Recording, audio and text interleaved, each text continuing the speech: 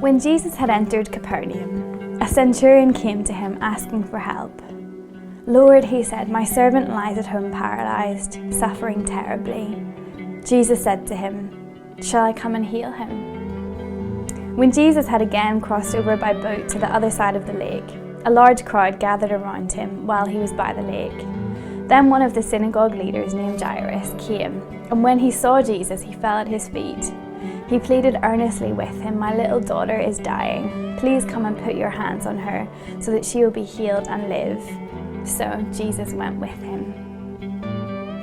Have you ever noticed how weirdly interruptible Jesus was?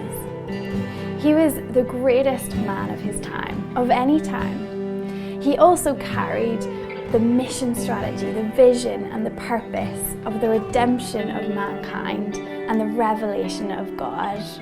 He was the most strategic, the most vision-fueled leader of all time.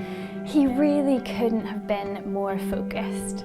And yet, as he's walking down the road, mid-strategy as it were, constantly we have these stories of people coming up to Jesus and asking, "Can you come to my home? Can you heal my daughter?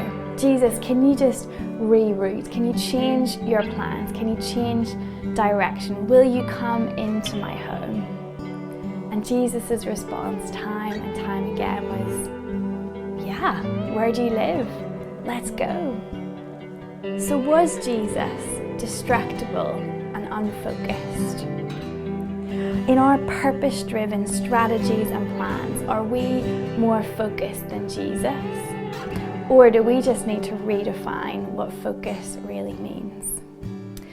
Because for Jesus, on his mission to redeem humanity, so much of his time was spent having meals with people, coming in to their homes, meeting their families, spending time with them, sharing life with them. Jesus was constantly invited to give of himself, and his answer time and again was yes.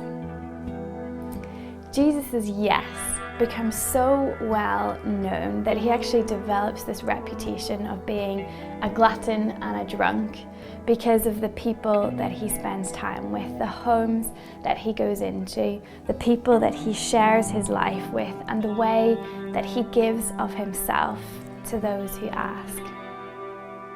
The way in which Jesus lived his life on the earth in this interruptible way actually takes the ancient practice of hospitality and turns it upside down and inside out. See, when we hear hospitality, we often think of inviting someone round to our house for a meal or offering them our spare bed for the night.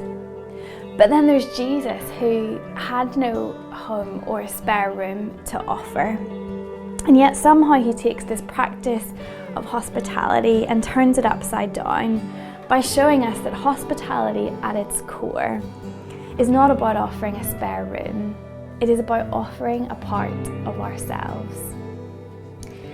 Jesus' interruptibility, his issuing of invitation and saying yes to invitations, particularly to the lost, the broken and the unlovable, was strikingly prioritized in his kingdom strategy. I wonder, where might your sense of purpose be overtaking your prioritizing of people? Where are you too important to be interruptible? Jesus' radical hospitality poses a big challenge. The Celtic saints that we have been looking at throughout this series really rose to this challenge and responded to the call of Jesus to hospitality in beautiful ways as they sought to feed the hungry and clothe the naked and provide shelter for the poor wanderer. And as they invited people through their doors or brought hospitality onto the streets, they transformed their kitchen table into a front line of mission as they joyfully offered of themselves and shared their lives with people. And as they offered parts of themselves, they also offered parts of Jesus. There is one Irish saint named Bridget, and she was the daughter of a king. But she had this rather annoying habit of constantly emptying the kitchen cupboards to give food away to the poor. "What a nuisance," said the king, so she was kicked out of her parents' home. So instead, she went on to found the famous monastery at Kildare, one of the first to be founded and run by a woman. And at the core of their practice was this beautiful act of hospitality. This kind of radical hospitality, kindness, this subversive willingness to be interruptible, has always and will always shine so brightly to the community around us as we share of our lives and our resources. It shows such freedom from fear and independence and individualism, and offers an unmissable aroma of the kingdom of God to a hungry world. How can we be too focused and too busy to live out hospitality in that kind of way? What if your kitchen table was just as important as your Sunday church services to the salvation plan of your city? So as you pray the Examen this week, look back over your day and ask God, what were the interruptible moments when I could have shared something of myself, something of God with those around me? And as you think to tomorrow, ask, how might you offer yourself, share your life, share yourself with those around you? Is there a neighbour that you could share a hot drink and some cake with? Or some friends that you could invite round for a meal? And as you share food and drink together, share something deeper with them, something lasting of the kindness of Christ in your midst. When we offer ourselves, our resources, our time, our hearts, we do so out of the riches that we have received from Christ. Extravagance suits our giving.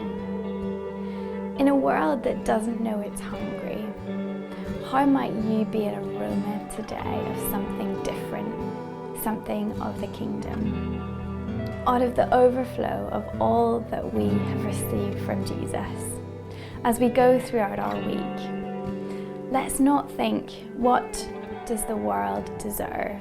Or what are the people around me asking for?